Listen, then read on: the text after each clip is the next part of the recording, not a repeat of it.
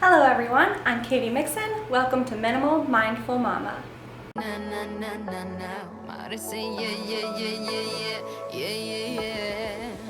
told him I can be a fighter if you want. I'll be there to catch you if you fall. I can make it brighter when it's dark, I told him I would do it all for you, and I know you do it for me too. I can be a fighter if you want. Yeah, I can be a fighter. I can be a fighter if you want. I can be a fighter if you want. In today's video, we're going to talk about organizing toys. If you have kids, toys have probably taken over your home. From birthdays or Christmas, toys just have a way of accumulating out of thin air. Especially stuffed animals, they just seem to accumulate. But oftentimes, you don't actually need more storage or better organization. You just need less toys. It's an easy path for us to go down as parents, where if we see our children acting bored or not having enough to do, we buy them more toys or more activities. However, kids actually can be more creative when they have less toys. They're more likely to go play outside, as well as be able to take more responsibility for cleaning up their own toys. And I know decluttering toys can be really hard to do, especially when you think about the money that you spent or invested in certain items, or that perhaps grandparents or aunts or uncles or other relatives or friends spent on those toys. However, the money is already gone. And if those toys are causing you stress and are no longer serving you and your family well and causing you problems, it's actually better to let them go. Those toys are continuing to cost you both your time as well as money that you're spending on better organization systems. And so it's actually saving you money to let them go now. So how do you go about decluttering your children's toys? The first thing you want to do is pretty obvious. You want to go through and declutter anything that is broken. Those toys can't be played with as they should be, and so they're one of the easiest things to let go. Now, something important to keep in mind as we're decluttering our children's toys is that we probably wouldn't appreciate if someone else came into our home and decluttered our stuff and decided what things they thought we should keep and what things we should give away.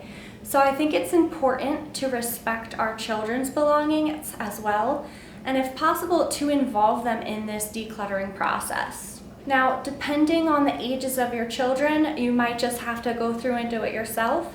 But if they're older, this can be a great teaching opportunity. This can be a great way to allow them to feel respected, as well as to show them how to value and take care of their possessions. Now, I am aware that children have different kinds of personalities, so for some children, you may need to go through and remove anything that is unsafe or broken before involving them in this process. And for some children, you may need to create a designated area where they can keep their valued items that maybe you don't see value in. So for instance, one of my daughters has a treasure box, as we call it, where she can keep things that she finds important to her. And whenever that box fills up, then we know it's time to remove something from that box so that she has room for whatever she wants to put in it. But that's a way that we are actually able to control the amount of things that are her treasures and her favorites by keeping it limited to that box. But while I do limit the amount of space that she has, I allow her to put in whatever things she chooses, as you'll see. Tell me what's in your treasure box. I have a dolly. Mm-hmm. I have a shoe. Oh my. I have shoes, so I have to grow. That you're going to grow into? Yes. It's the shoe. It's snuggling. Mm-hmm. This is a book from Christmas. A book from Christmas. This is a dress is what I have to grow into. Mm-hmm.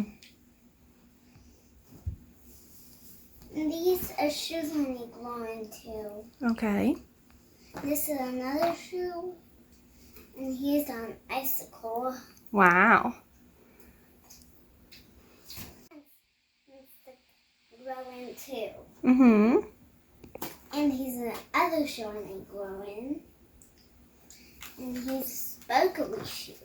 Wow. Here's a tricky game. A tricky game.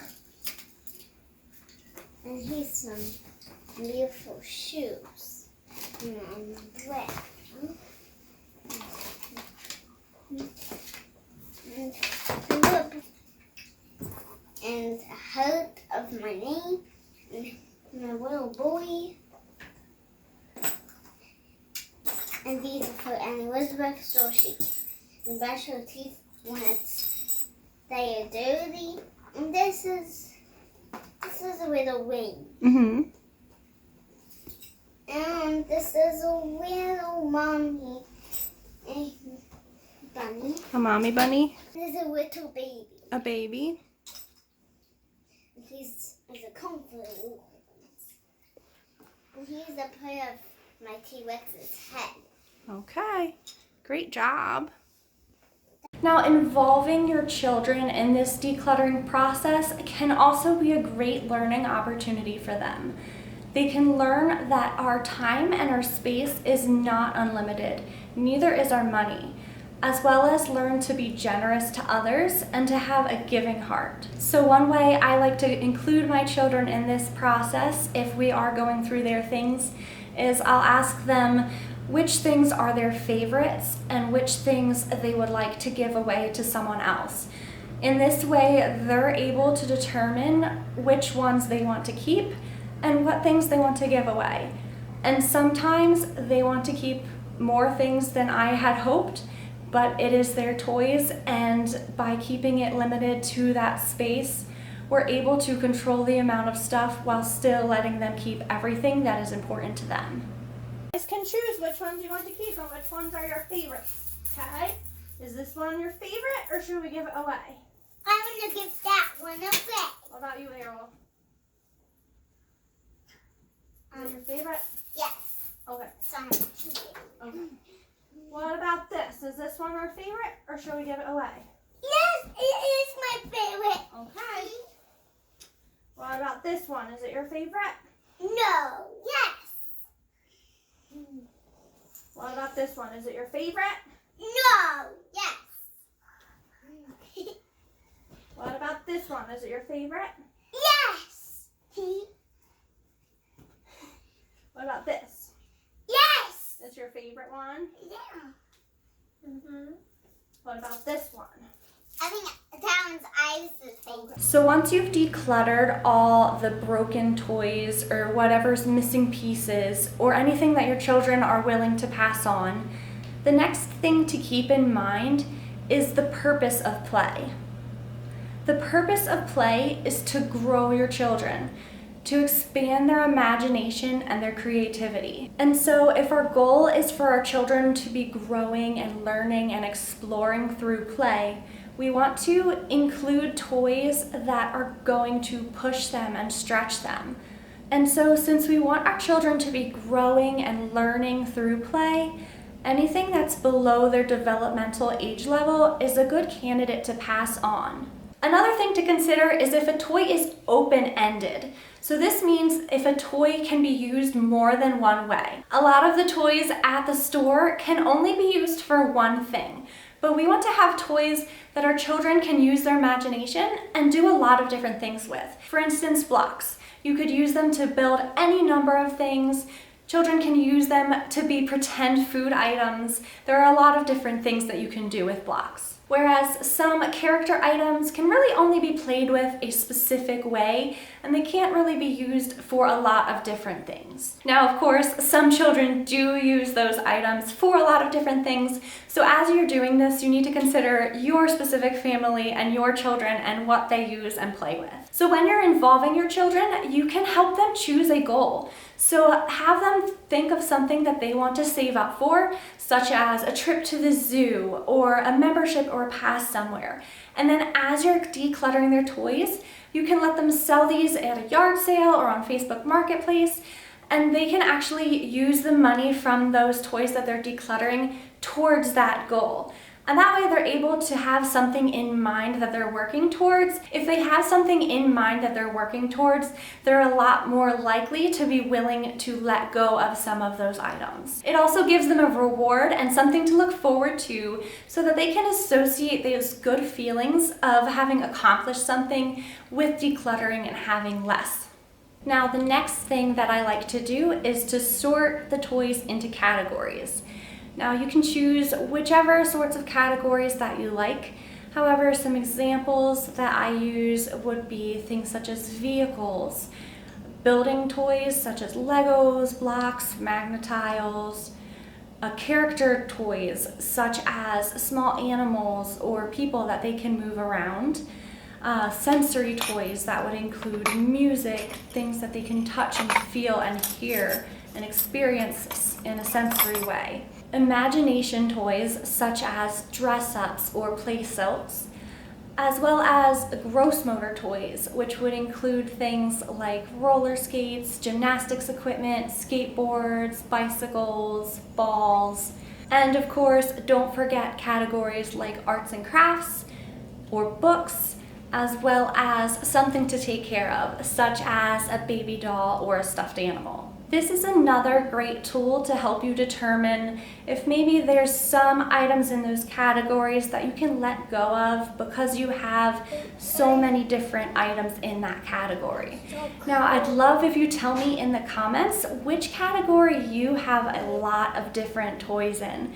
For us, it would probably be either the gross motor category or the building toys category that we have a lot of different things in, since those seem to be the things that my children really enjoy during the winter months especially.